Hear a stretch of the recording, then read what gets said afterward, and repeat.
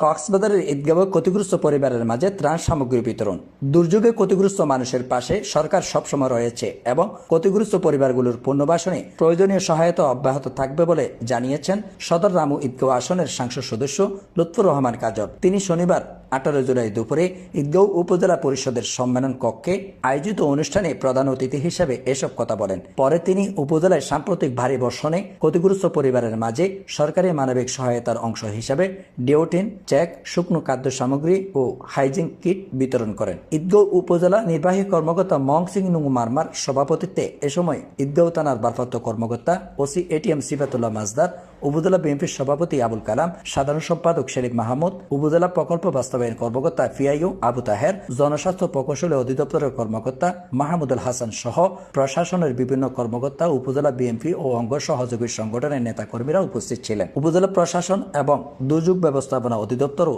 দুর্যোগ ব্যবস্থাপনা ও ত্রাণ মন্ত্রণালয়ের সহযোগিতায় আয়োজিত এই কর্মসূচির মাধ্যমে সাম্প্রতিক বন্যায় ক্ষতিগ্রস্ত পরিবারের মাঝে এসব ত্রাণ সামগ্রী বিতরণ করা হয়। বন্যায় ক্ষতিগ্রস্ত এবং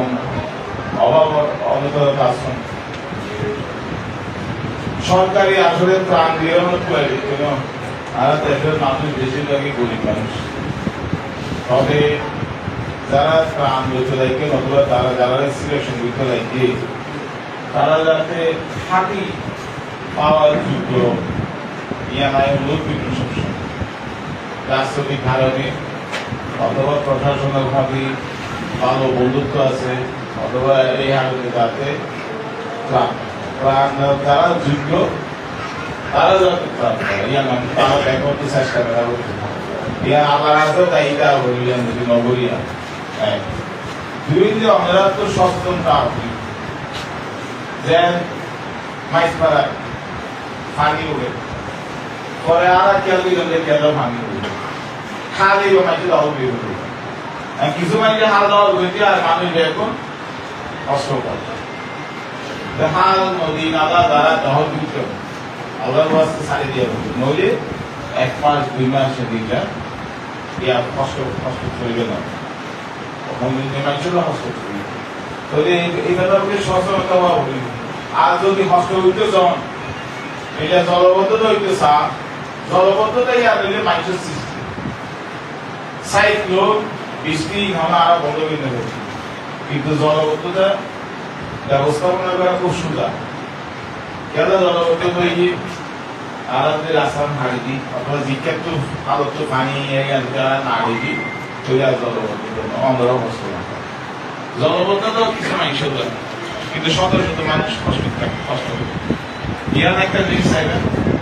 আর হইলে শুধু পুলিশের পক্ষে আইন শৃঙ্খলা ব্যক্তিকরণ সম্ভব মাদক মুক্তকরণ সম্ভব নয় সমাজ একটু সচেতন হবে আমরা ব্যাগমন্ত দলবন্ধু শুধু বিএনপি আরো পার্টি যারা আছে অথবা সমাজ যারা মঞ্চে আছে ইমাম আছে বৈন্য ব্যক্তি আছে হেডমাস্টার আছে মাস্টার আছে আমরা ব্যাগমন্ত বই আমরা গ্রাম নিরাপত্তা মাদক মুক্ত রাহুল আইন শৃঙ্খলা ঠিক রাহুল তবে এই সমস্ত দহল বেদহল ইংরেজি মানা করা সামাজিক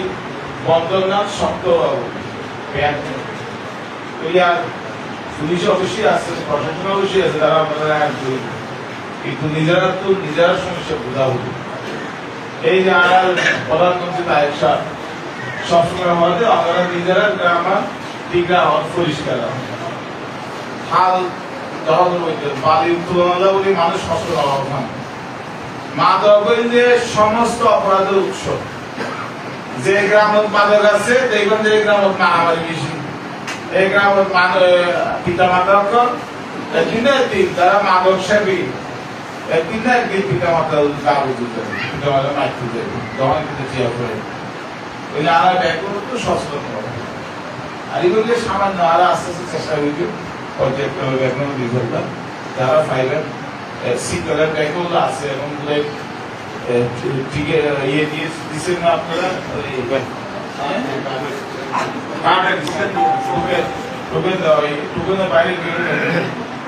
টোকেনের বাইরে যারা আছে আবার নাম লিস্টি করবেন পরবর্তীতে যদি আইয়ে আমরা দিব যারা টোকেন পাই তারা টোকেন না পাই তারা নাম্বার দিয়ে যাবেন ত্রাণ কর্মকর্তা তো আর হতো না বলাই বৃষ্টি হইব বৃষ্টি তুই বাইতেছ তুই হাল ছাড়ি দিও পানি দিকে তুজা ইয়া হারা খাড়ি দিও ইয়া নহল বিন নেব এবং আর লাল ফ্লেক গাড়ি দিও ধীরে ধীরে